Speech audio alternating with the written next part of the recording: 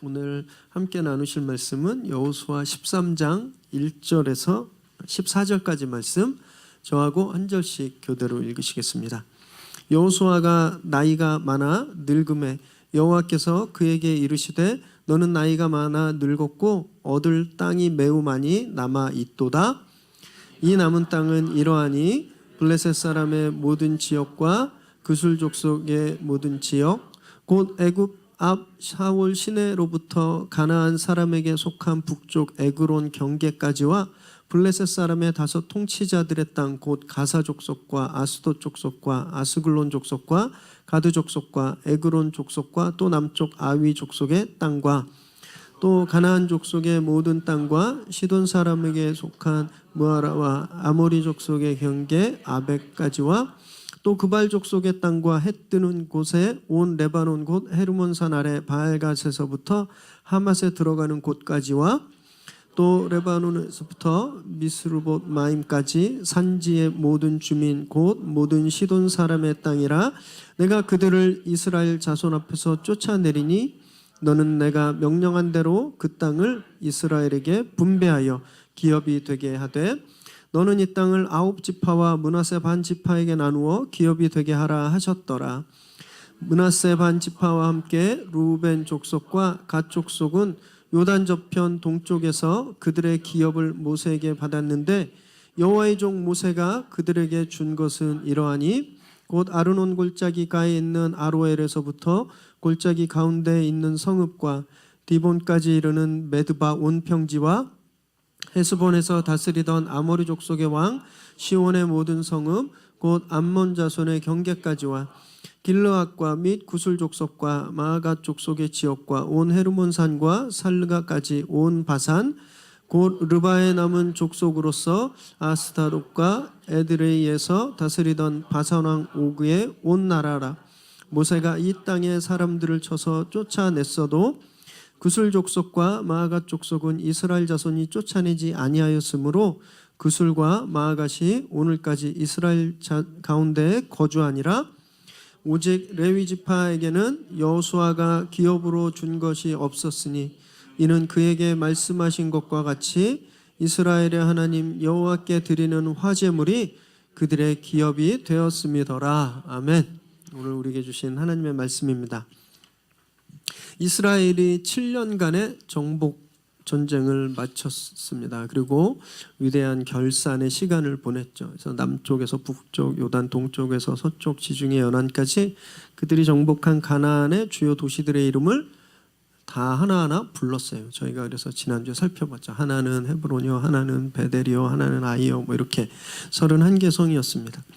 그 이름을 결산할 때, 그 이름을 여호수아가 호명하면서 부를 때 백성들이 어떤 기분이었을까요? 백성들이 어떤 생각을 마음에 품었을까요? 그 도시 이름들이 막 나오면 그 도시에서 전쟁했던 그런 생각들이 확 떠오르지 않았을까요?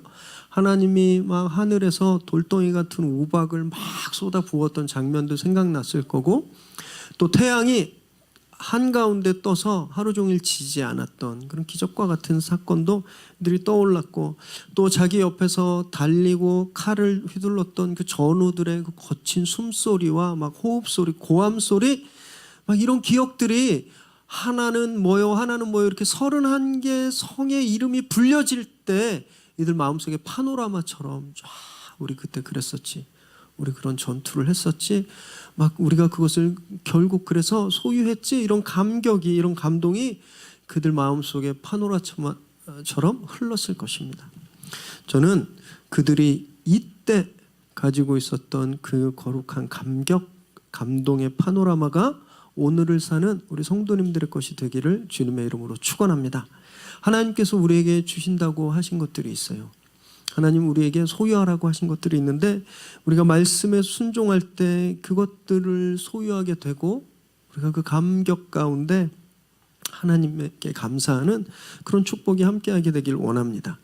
이 31개 성읍을 점령했지만 사실 이스라엘이요, 앞으로 정복해야 하는 땅이 훨씬 더 굉장히 많이 있었습니다.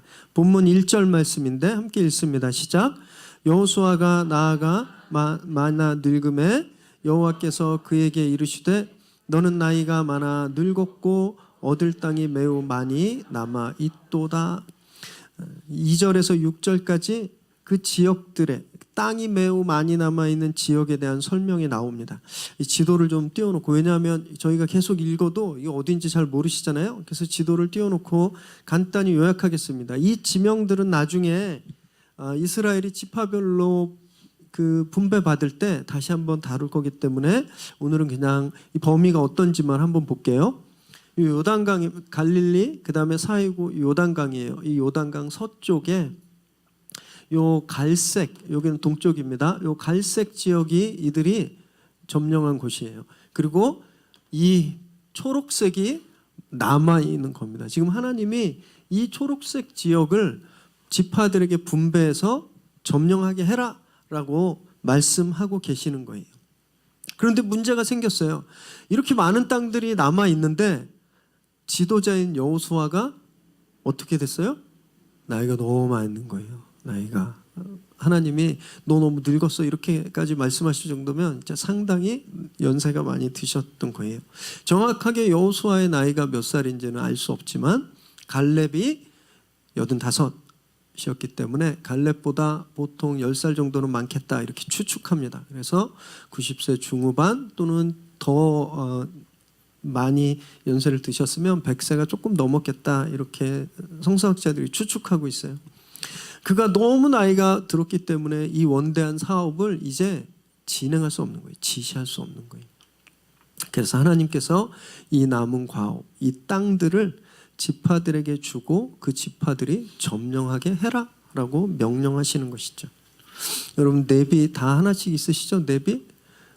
차에 장착된 내비도 있고 스마트폰 내비도 있습니다.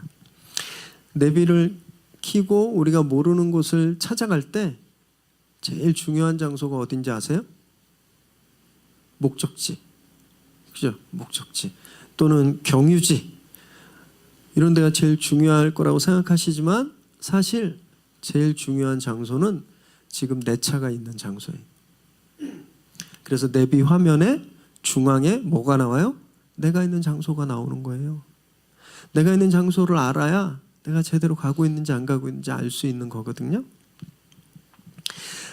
하나님께서 여호수아에게 그걸 말씀해 주신 거예요. 지금 네 상태가 여기다라고 말씀하시는 거예요. 네가 있는 자리가 여기다라고 말씀하시는 거예요.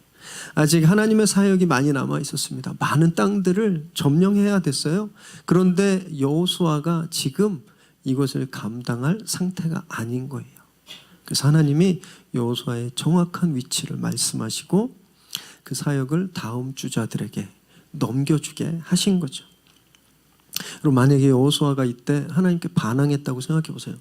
하나님 그게 무슨 말씀이세요? 제가 평생을 하나님을 섬기고 이스라엘을 이끌어 왔는데 제가 여기서 저 사람들에게 넘기는 게 말이 됩니까? 할 수 있어요. 제가 아직 할 수 있어요. 하나님 지금 상태가 너는 멈춰야 될다라고 말씀하셨는데 여호수아가 하나님께 내가 더 하겠습니다. 막 이렇게 요구하고 그 지휘권을 그 전투 지휘권을 놓지 않았다고 생각해 보세요. 가나안을 이들이 차지할 수 있었을까요? 차지할 수 없었습니다. 우리는 그래서요. 우리가 지금 어디에 있는지 그 위치를 잘 알고 있어야 돼요. 지금 내가 어디에 있는지 내 위치가 무엇인지 이걸 모르면 과한 욕심을 부리게 됩니다. 욕심을 부리면 지금까지 잘 해왔던 것을 한순간에 잃어버리게 되는 거예요. 그런 교회들을 우리가 지금도 무수히 많이 보고 있잖아요. 하나님 말씀에 순종해서 잘 왔는데 하나님 이제 지금은 이제 떠나야 될 때야. 네가 이제 새로운 지휘권을 새로운 후계자들에게 새로운 후발대에게 넘겨줘야 될 때야 그랬는데 그걸 놓지 않으려고 욕심을 부리는 거예요. 그래서 모든 문제가 이 욕심에서부터 시작합니다. 저희들끼리 그런 얘기가 있어요. 이 목사님들이 청빙받아 갈 때 원로 목사님 계신 데는 일단 피해라. 이런 얘기 하거든요. 보통 6년을 아무것도 못해요. 그분 섬기느라고. 그분의 영향력이 아직도 있기 때문에. 말로는 나 관여 안 할 거야, 나 뭐 떠날 거야, 뭐 그래도 사람 마음이 안 그렇더라고요. 우리 어르신들 나 빨리 천국 가고 싶어, 다 거짓말이에요. 될 수 있으면 늦게 가고 싶어 하세요. 그래서 천국 가고 싶어 막 그러다가 감기 걸릴까 봐 밖에도 안 나가시잖아요.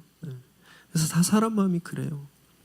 그걸 자기 현위치를 생각하고 내려놓기가 너무너무 어려운 거예요. 그래서 여호수아가 위대한 지도자인 겁니다. 하나님이 너가 늙었다, 이제 이것을 감당하기 어렵다 말씀하셨을 때 여호수아가 즉시 순종했어요. 그리고 하나님의 과업, 앞으로 계속될 하나님의 과업을 하나님께 올려드린 겁니다. 6절에서 7절을 읽습니다. 시작. 또 레바논에서부터 미스르봇 마임까지 산지의 모든 주민 곧 모든 시돈 사람의 땅이라 내가 그들을 이스라엘 자손 앞에서 쫓아내리니 너는 내가 명령한 대로 그 땅을 이스라엘에게 분배하여 기업이 되게 하되 너는 이 땅을 9지파와 므낫세 반지파에게 나누어 기업이 되게 하라 하셨더라. 네. 이스라엘 지파가 총 12지파였습니다. 12지파. 그 중에서 둘 반을 빼야 돼요. 루벤 지파, 갓 지파, 그리고 므낫세의 절반.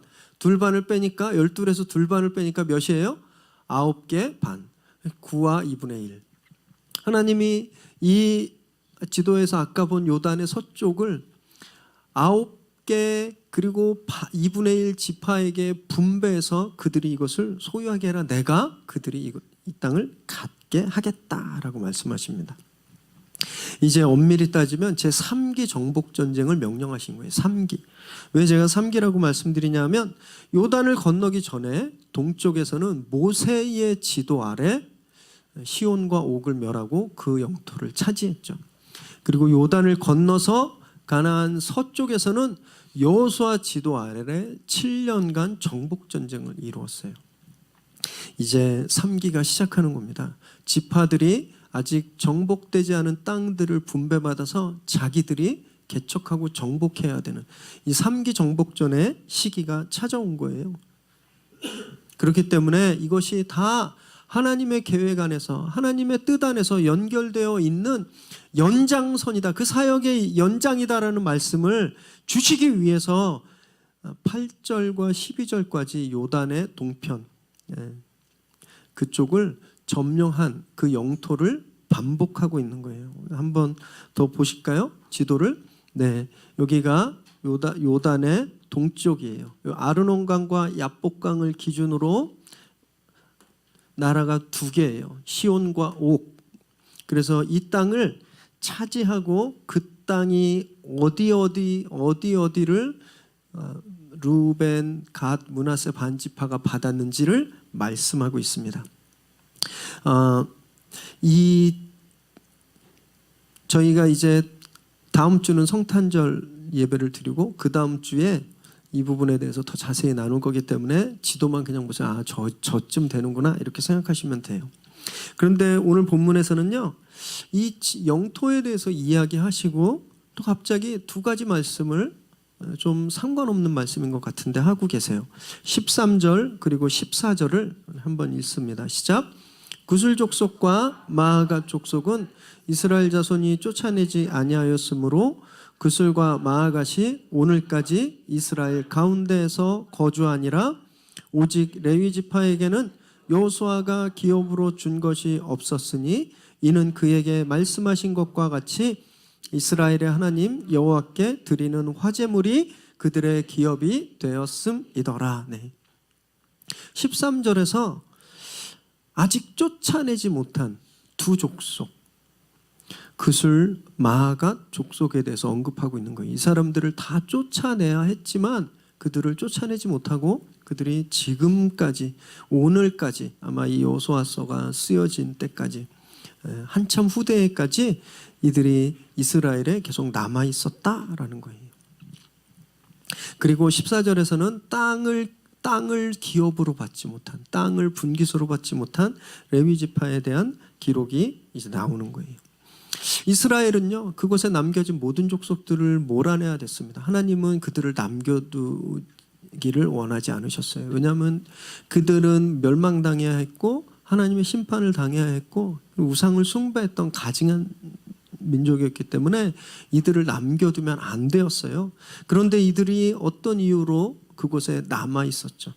여러분, 우리 살 속에 가시가 박히면 계속 염증이 생겨요. 곪고 그걸 빼지 않으면 계속 곪습니다. 그것처럼 이 쫓아내지 않은 족속들이 이스라엘 역사에서 계속 염증을 일으켜요. 이스라엘을 곪게 만들고 우상을 숭배하게 만들고 타락하게 만들고 그리고 결국은 나중에 이스라엘을 멸망하게 하는 그런 원인이 되기도 했거든요. 실제로 실예로 다윗이 나중에 그술왕 달메, 월메랑 비슷하죠? 달메? 그술왕 달메의 딸 마아가와 결혼해요. 그술왕의 딸과 결혼해서 아들을 낳습니다. 그 아들 이름이 누군지 아세요? 압살롬이에요. 압살롬.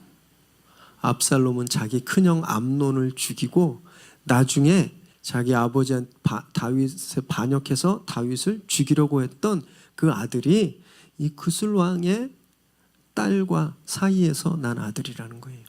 만약에 이스라엘이 이 가나안 정복 당시 그술 족속을 다 몰아냈다면 압살롬도 안 나왔겠죠. 그러면 다윗이 그런 슬픔과 그런 처참함을 당하지 않을 수도 있었던 거거든요. 왜 이들이 남겨두었을까? 하나님이 몰아내라고 했는데 왜 남겨두었을까? 그 이유가 성경에서는 여호수아 17장에도 나오고 사사기 여러 곳에서 나오는데 사사기 1장 28절을 읽습니다. 시작. 이스라엘이 강성한 후에야 가나안 족속에 노역을 시켰고 다 쫓아내지 아니하였더라. 노역을 시키기 위해서. 귀찮고 힘들고 요즘으로 말하면 3D 그런 거 시키니까 편한 거예요. 쓰레기 치우고 화장실 청소하고 밤에 야간 경비 쓰고 뭐 이런 힘든 일을 시키니까 자기들이 편하고 유익한 거예요. 하나님의 말씀에 순종했을 때는 철저하게 진멸하고 몰아냈는데 이 사람들이 이제 자기한테 편한 게 무엇인가를 생각하게 된 거예요. 나한테 유익한 것이 무엇인가 그것에 따라 행동하게 되니까 이 사람들을 남겨두게 된 겁니다. 이 부분은요 저희가 나중에 굉장히 심각하게 또 다룰 거예요. 오늘은 14절 말씀을 좀 중점적으로 다루기를 원하는데 우리 14절을 한 번만 더 읽어볼까요? 14절 시작. 오직 레위 지파에게는 여호수아가 기업으로 준 것이 없었으니 이는 그에게 말씀하신 것과 같이 이스라엘의 하나님 여호와께 드리는 화제물이 그들의 기업이 되었음이더라.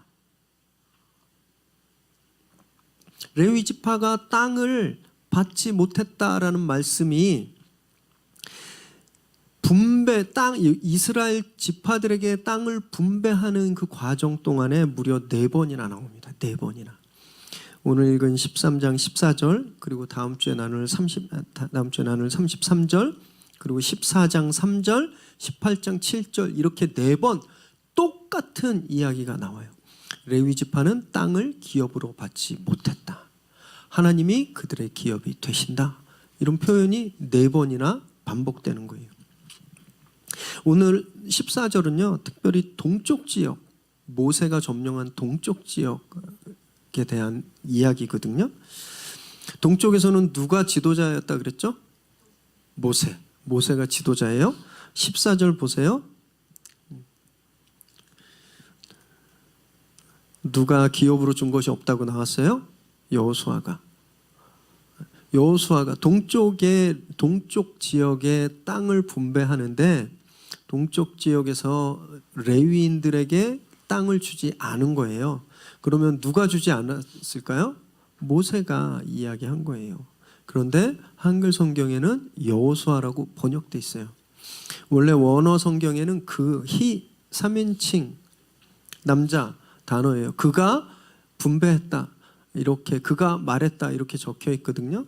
그래서 70인역 헬라 성경과 다른 많은 버전들에서는 이 글을 모세로 의역했습니다. 그래서 모세가 이렇게 했다라고 나왔는데 왜 개역 한글에서는 여호수아가 했을까? 저는 잘 모르겠어요. 제가 성경 번역을 안 해서 아마 지금 모세가 동쪽에서는 그렇게 땅을 분배했고 레위인들에게 그렇게 이야기했지만 지금 이 말씀을 선포하는 사람이 누구예요? 여호수아인 거예요. 그래서 아마 여호수아가 했다 편의상 이렇게 하지 않았나? 그렇게 생각해 봅니다. 그런데 중요한 건 이게 모세가 안 했나? 모세가 했는데 왜 여호수아가 했나? 이게 잘못된 건가? 이게 누가 했느냐가 중요한 것이 아니라 하나님께서 그 명령을 하셨다는 게 중요한 거예요. 하나님이. 왜 레위 지파는 땅을 소유할 수 없었을까요? 그들은 구별된 사람들이었기 때문에 그래요. 민수기 8장 14절 15절 읽습니다. 시작. 너는 이같이 이스라엘 자손 중에서 레위인을 구별하라. 그리하면 그들이 내게 속할 것이라. 내가 그들을 정결하게 하여 요제로 드린 후에 그들이 회막에 들어가서 봉사할 것이라. 하나님께서 레위 사람들을 구별하셨어요. 이 사람들은 나한테 속한 사람이다. 내가 이 사람들을 거룩하게 하고 성전에 회막에 하나님의 장막, 하나님의 전을 봉사하는 섬기는 사람들로 삼겠다라고 그런 거예요. 그러니 자기 땅이 있으면 어떡하겠어요? 가서 농사 짓고 뭐 씨 뿌리고 소 치고 양 치느라고 하나님의 성막을 섬기기 어렵잖아요. 그래서 자기 가문을 위해서 먹고 살 옥탑을 주지 않은 거예요. 대신 성전을 관리하고 성전을 섬기는 임무를 맡겼죠. 그러면 이 레위인들은 받은 게 없으니까 숨만 쉬고 살았을까요? 물만 먹고 숨만? 그러지 않았어요. 하나님이 그 대신 이들에게 생활 방편을 직접 제공해 주십니다. 민수기 18장 8절 읽습니다. 시작. 여호와께서 또 아론에게 이르시되 보라, 내가 내 거제물 곧 이스라엘 자손이 거룩하게 한 모든 헌물을 내가 주관하게 하고 내가 기름 부음을 받았으므로 말미암아 그것을 너와 내 아들들에게 영구한 몫의 음식으로 주노라. 이스라엘 백성들이 성막의 제사에 바치는 불로 바치는 제물 그리고 11조와 첫 열매, 첫 예물들을 레위인들이 제사장과 레위인들이 그걸 나눠서 먹을 수 있게 하나님이 해주셨어요. 하나님이 그들이 먹고 살 방편을 책임져 주신 거예요. 그렇기 때문에 하나님이 그들의 기업이 되었다라고 써놓은 겁니다. 근데 여기서 기업은 컴퍼니, 회사를 뜻하는 게 아니에요. 인헤리턴스, 유업, 유산, 생활 방편, 상속재산 이런 걸 뜻합니다. 하나님이 레위인들의 유산이 되어주신 거예요. 레위인들이 살 수 있는 방편이 되어주신 것, 그래서 하나님이 이들의 기업이 되셨다라는 겁니다. 꼭 100% 정확하다라고 딱 들어맞는다라고는 할 수 없지만 오늘날 목사님들, 전도사님들이 교회에서 사례를 받는 게 바로 이 전통에 뿌리를 좀 두고 있다고 할 수 있습니다. 교회를 섬기기 위해서, 예배를 섬기기 위해서 구별되고 택함을 받은 사람들이거든요. 콜링, 구별받았어요.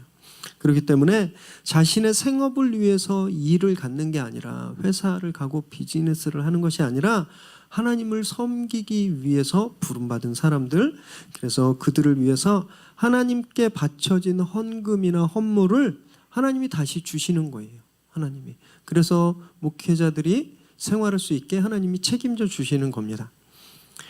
그래서 우리 성도님들이 굉장히 조심하셔야 될 것이 내가 헌금 많이 해서 우리 목사님, 전사님 월급 준다? 이렇게 생각하시면 안 돼요.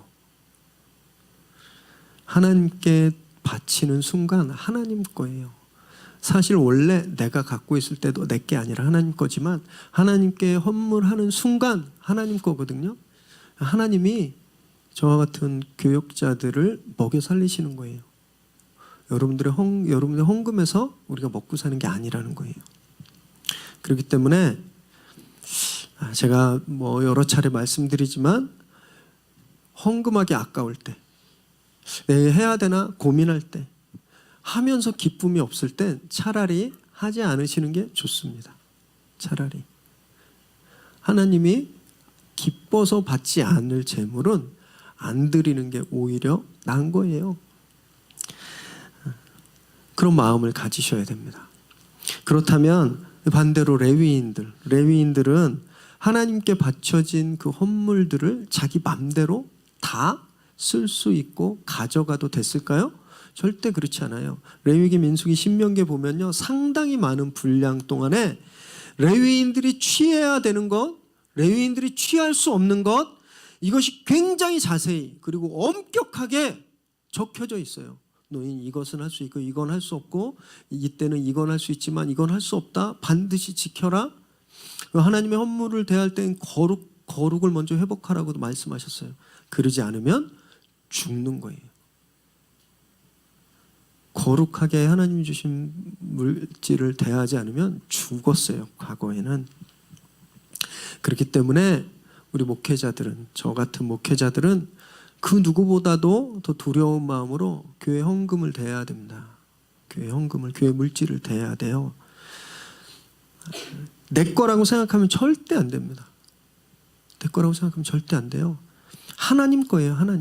하나님이 나를 책임져 주시는 거예요. 하나님이 내 기업 되시는 것을 잊으면 안 되는 거예요. 그런데 이걸 잊어버리는 순간 큰일 나요. 이걸 잊어버리는 순간 비자금을 수백억씩 만드는 거예요. 이걸 잊어버리는 순간 헌금 가지고 카지노 가서 60억을 땡기는 거예요. 이걸 잊어버리는 순간 교단 선거 때 수억씩 헌금을 갖다 쓰는 거예요.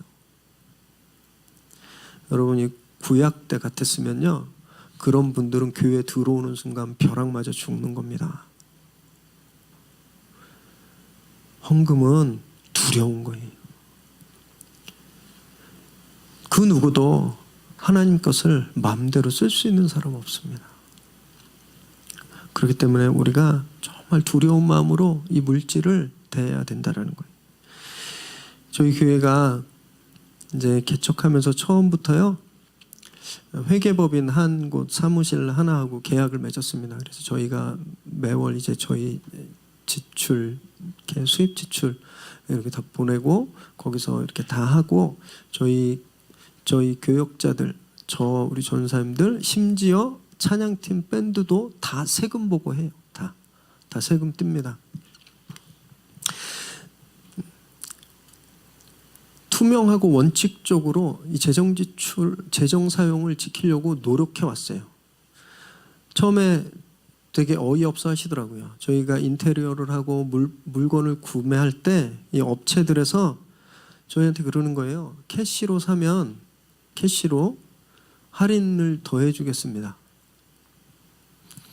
진짜 큰 유혹이었습니다. 이게 한두 푼이 아니에요. 그러면 장비가 1,000만 원일 때 현금으로 하면 약 15% 정도 할인을 해줬더라고요.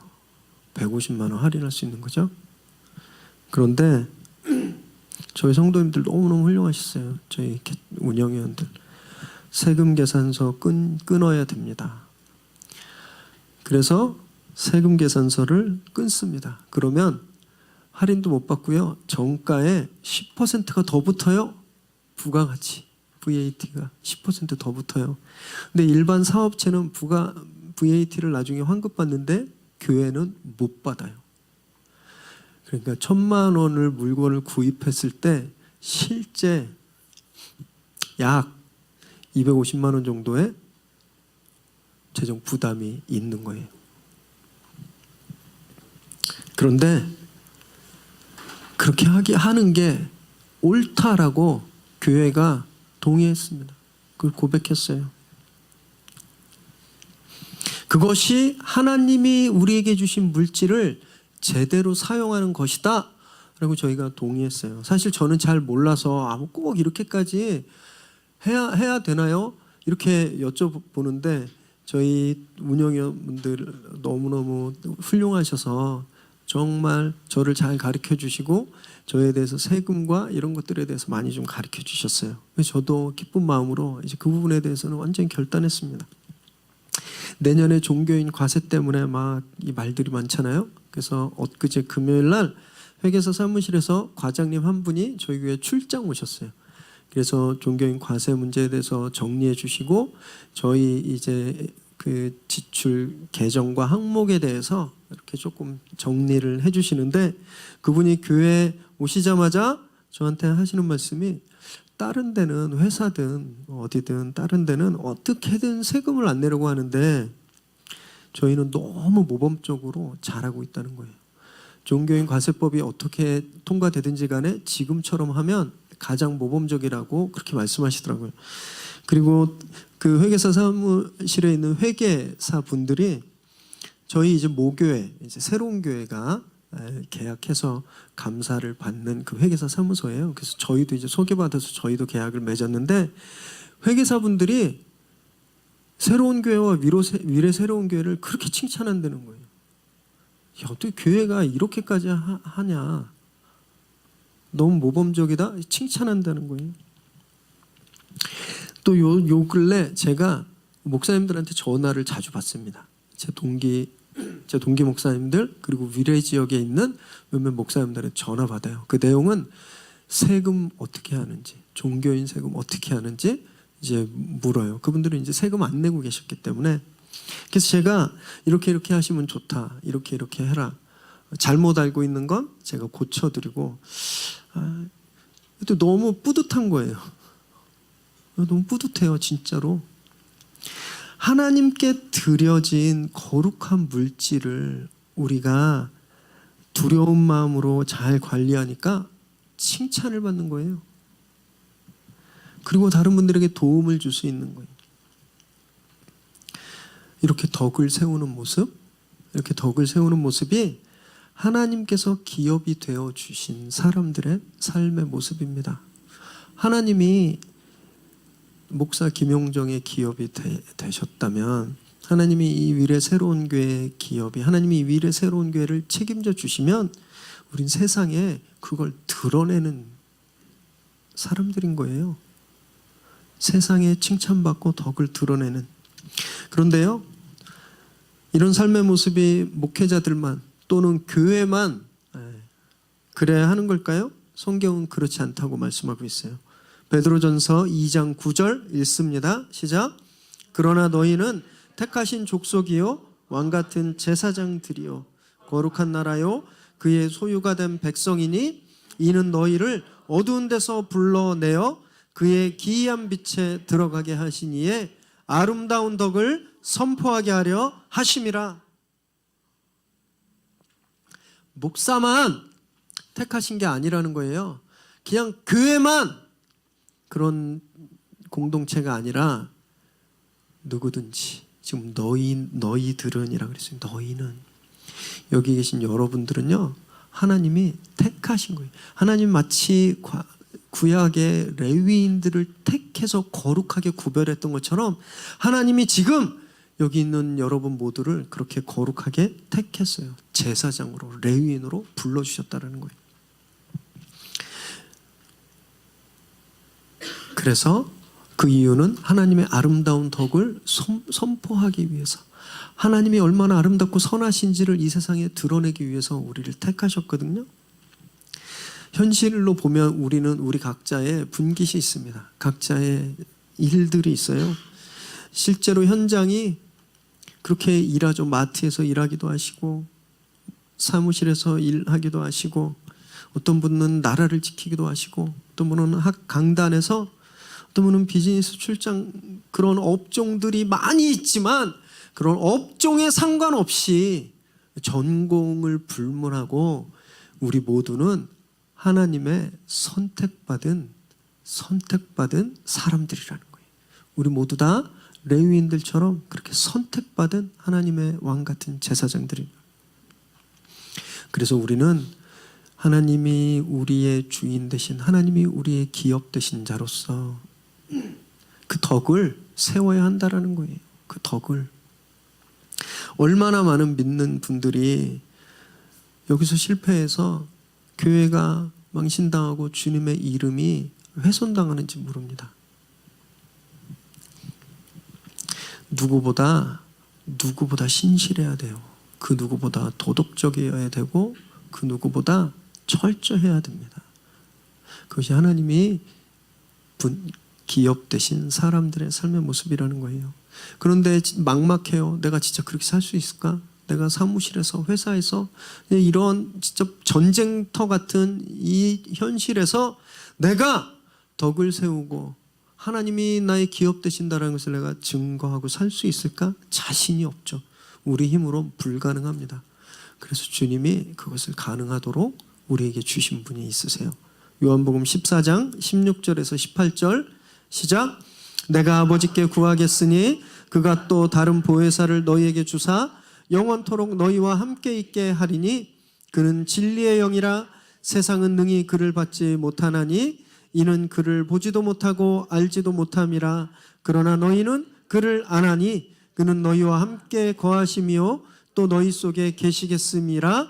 내가 너희를 고아와 같이 버려두지 아니하고 너희에게 오리라. 하나님이 주님이 우리에게 주신 분이 있으세요. 성령님.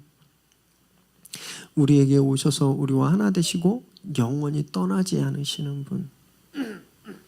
우리를 이 세상에서 외롭게 혼자 두지 않으시는 분, 그 성령님이 우리의 기업 되신다라는 겁니다.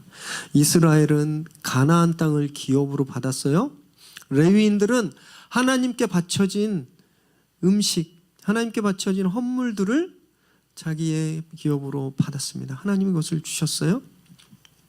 이제 세상에서 구별되어서 부름받은 저희들에겐요, 성령이 기업 되시는 거예요.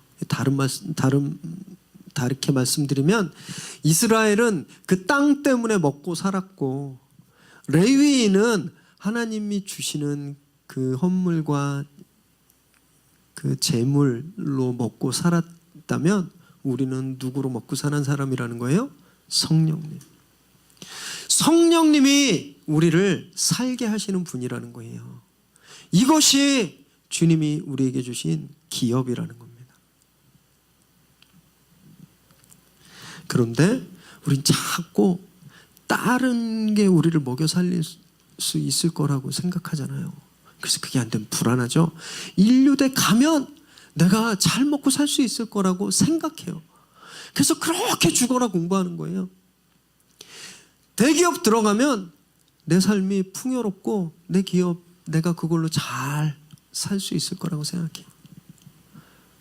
건물을 사놓으면 투자하면 내 계좌에 잔고가 쌓이면 쌓일수록 내가 잘 살고 내 생명이 풍성해진다라고 생각하는 거예요. 성경은 우리에게 돈이 아니라 학력이 아니라 지위나 능력과 권력이 아니라 성령님이다라고 말씀하고 계시는 거예요. 성령이 우리를 살게 한다라고 말씀하시는데 우린 자꾸 다른 걸 보고 있는 거예요. 그러니까 불안하죠. 그러니까 불안한 거예요. 언제 없어질까?